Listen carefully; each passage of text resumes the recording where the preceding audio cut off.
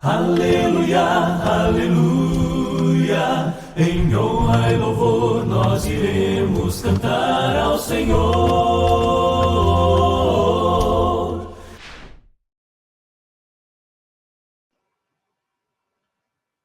Bom dia pessoal, estamos juntos aí mais uma vez para darmos continuidade ao nosso estudo. Semana passada nós terminamos a lição 2, embora eu vou falar mais algumas coisas a respeito daquele finalzinho, né, que foi um pouco rápido. A lição, se ela for feita direta, ela dá em torno de 45 minutos. Mas se eu falo bastante, aí pronto, aí tem hora que o tempo não dá nem para fazer essa daí. Você já ouviu falar de Bíblia de estudo indutivo?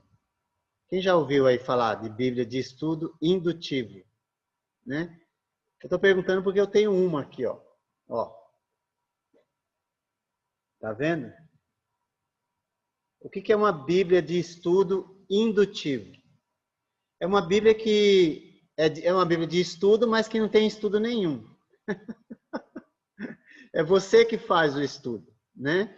E ela te orienta através de perguntas, ela te dá um contexto, vamos dizer assim, histórico, né? Te dá data, essas coisas, autor, mas o resto é você que faz. É muito boa para você desenvolver o seu próprio estudo, tá bom? Era para eu ter falado dela já, mas hoje eu lembrei. Eu gosto bastante, porque não tem nada. Deixa eu mostrar para você dentro como que é. Por exemplo, vou abrir aqui em 1 Crônicas. Deixa eu te mostrar como é que ele faz. Aqui, ó. Não sei se dá para ver, mas ele tem ele te dá alguns detalhes, tá vendo? Mas o restante é você que faz. Eu particularmente gosto disso. Não gosto de Bíblia já que vem tudo mastigado, né? Embora eu tenha, mas não é, ela não é minha primeira consulta. Bom, semana passada nós terminamos a lição 2, falando sobre princípios importantes para o estudo, né, da Escritura, e nós terminamos falando sobre o silêncio das Escrituras, não é?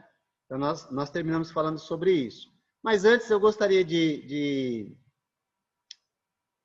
falar algo também a respeito, que às vezes a gente vê algumas pessoas usando a Bíblia dessa maneira. Cadê? Deixa eu pegar uma aqui, pegar uma mais leve. Aqui, ó. Assim, ó. Ó, fica vendo. Deixa eu ver. Pega a Bíblia assim, ó. Tem pessoas que fazem isso, tá bom? Até grupos religiosos fazem isso, ó. Deixa eu ver o que Deus tem para mim hoje. Aí você imagina que você abriu dessa maneira, imagina, e caiu em Mateus 27:5. O que diz lá? E Judas saiu e enforcou-se. Você vai querer essa palavra? Provavelmente não. Aí o que você faz? Você fecha a pessoa, né? E ela abre de novo. Aí abriu de novo. Aí caiu em Lucas 10:37. Vá e faça o mesmo. Ai, não tá bom hoje, né? Não tá bom hoje. Aí ela vai tentar de novo. Ela fecha e abre de novo. Deixa eu ver, agora vai dar certo, eu acho.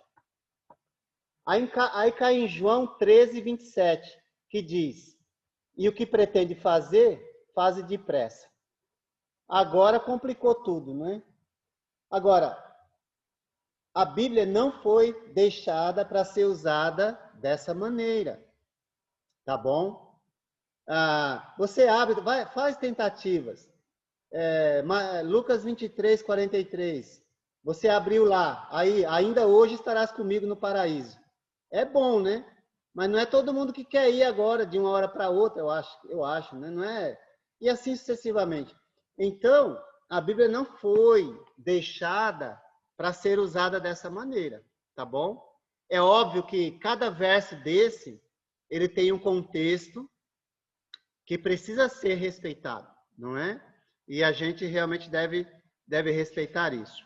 Agora, nós falamos semana passada que a Bíblia também, existe um princípio que a gente chama de princípio do silêncio, que é justamente algo que diz, aquilo que Deus não falou deve ser também respeitado. E quando ele foi específico em alguma coisa, ele exclui todo o resto. Por exemplo, quando Deus deu a ordem para Noé, é um mandamento, não é? É um mandamento. Construa uma arca, enfim, é um mandamento. Mas mandamento para quem? Para Noé, não é? Eu não preciso construir uma arca hoje, mesmo sendo um mandamento. Mas ele foi para uma época específica, para uma pessoa específica. Agora, Deus, ele especificou também sobre o tipo de madeira que deveria ser construída a arca. Madeira de cipreste. Aí você tem que ler Gênesis capítulo 6, tá bom? Agora, Deus precisa dizer assim, olha, Noé, use cipreste, não use carvalho, não use cedro do Líbano, não use... Ele precisa dizer isso? Não. O silêncio dele quanto a essas outras madeiras é suficiente, porque ele foi específico naquilo que ele pediu, tá bom? No Novo Testamento, o princípio do silêncio, ele é atestado pela palavra de 1 Coríntios capítulo 4, verso 6, que diz, não ultrapasse o que está escrito. Essa é uma. 2 João 9. Quem vai além do ensino de Cristo não tem Deus. 2 João 9. Nós já lemos isso, então não vou ler novamente, tá bom? Mas não tem Deus.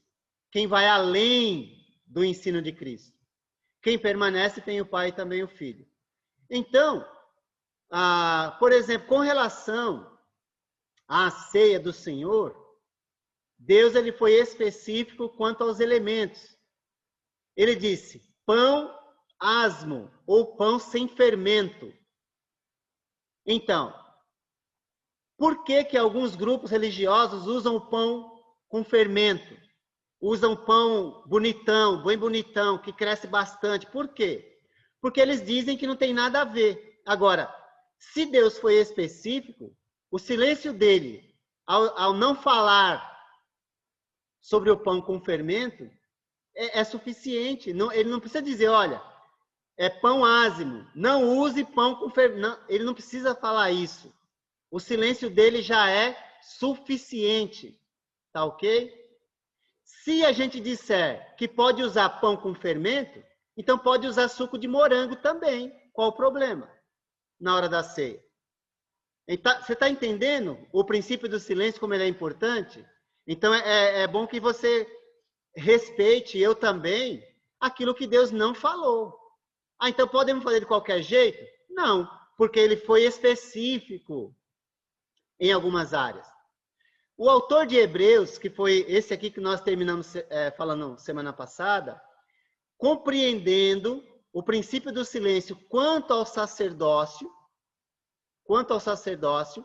no capítulo 7, eu não vou ler agora esse trecho, porque mais tarde a gente vai falar dele numa lição.